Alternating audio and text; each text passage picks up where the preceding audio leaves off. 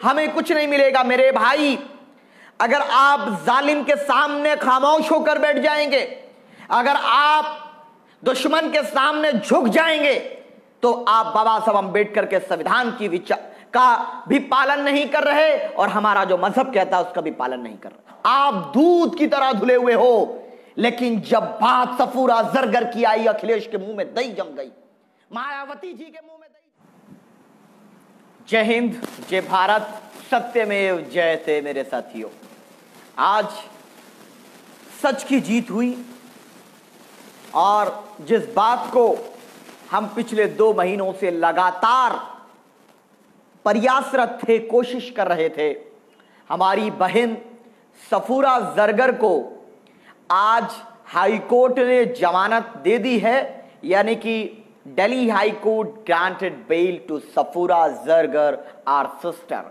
हमारी बहन सफूरा जरगर को बेल मिल गई है, हाई कोर्ट ने जमानत दे दी है। आप तमाम को मुबारकबाद, क्योंकि आप लोगों ने भी हमारी बातों को शेयर करके जनता तक पहुंचाया और हाई कोर्ट ने आज मानवता के आधार पर, इंसानियत के आधार पर फैसला दिया। हम हाई कोर्ट के फैसले का तहे दिल से सम्मान करते हैं और हम ये विश्वास करते हैं, हम ये भरोसा करते हैं कि इसी तरीके से मानवता और न्याय की बुनियाद पर देश की अदालतें फैसला करेंगी। जिस तरीके से बहन सफूरा जरगर, जो 3 से ज्यादा महीने की प्रेग्नेंट थी, हामिला थी, उनको बेल दी है।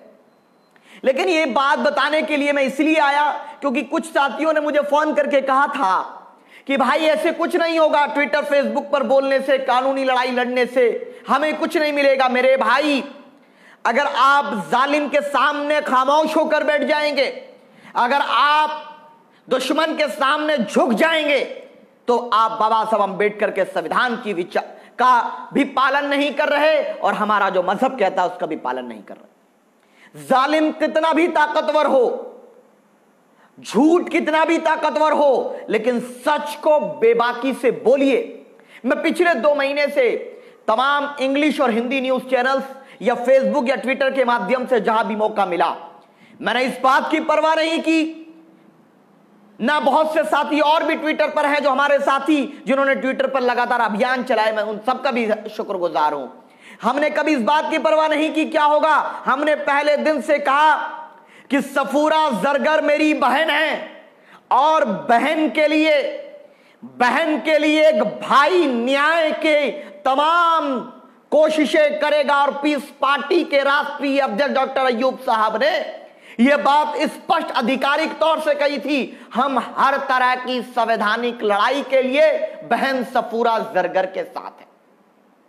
दिल्ली पुलिस ने पूरी कोशिश की, वही दिल्ली पुलिस जिसके बारे में मैंने कल कुछ बताया था आपको।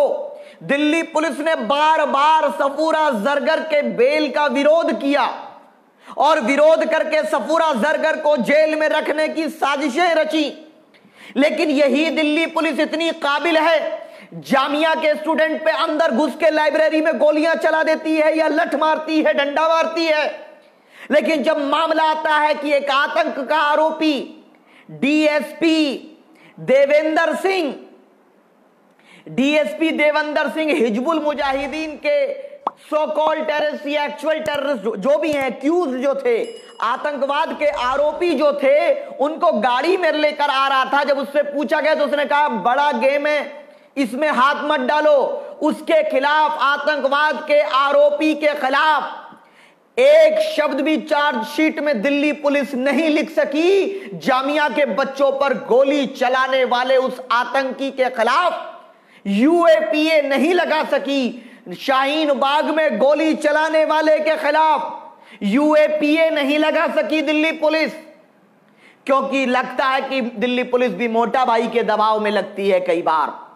और वो दिल्ली पुलिस सफूरा जरगर को जेल में रखना चाहती थी।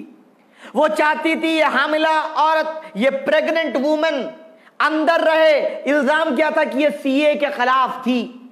क्या सीए के खिलाफ होना देशद्रोह है? हां, मैं बोलता हूं और बोलता रहूंगा, चाहे जो कुछ भी कर लो। हमारी पार्टी का पहले दिन से रुख बिल्कुल साफ है, सीए गैर संवैधानिक है।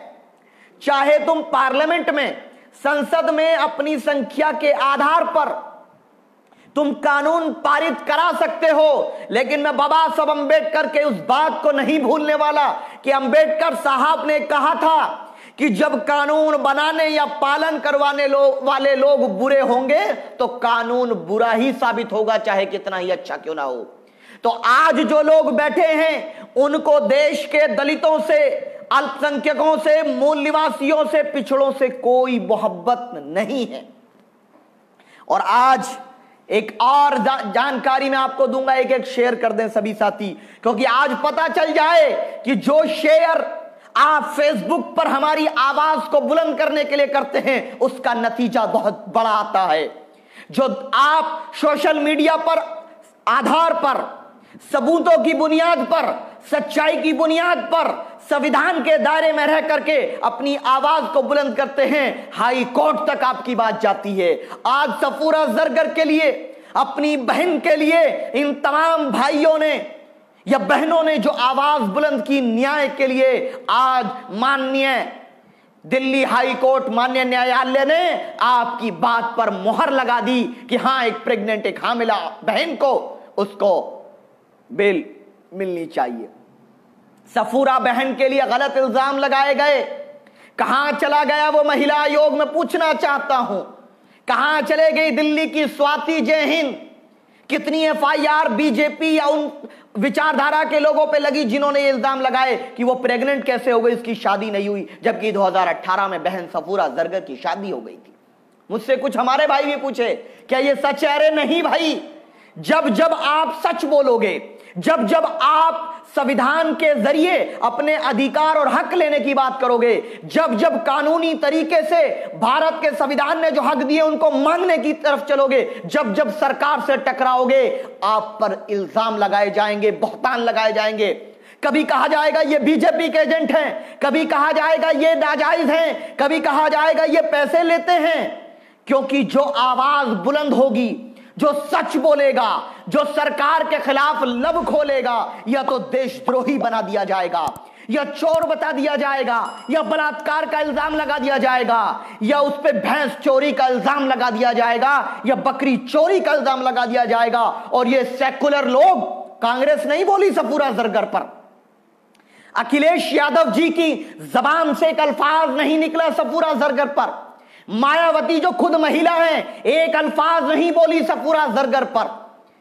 क्यों? और इल्जाम लगाते कि जो सफूरा जरगर के लिए बोल रहा वो शादाब बीजेपी का एजेंट है, वो शादाब बीजेपी से ताल्लुक रखता है, वो डॉक्टर अय्यूब बीजेपी से ताल्लुक रखते हैं। ये इल्जाम वो लगाते हैं जो कभी सफूरा जरगर के लिए नहीं बोले।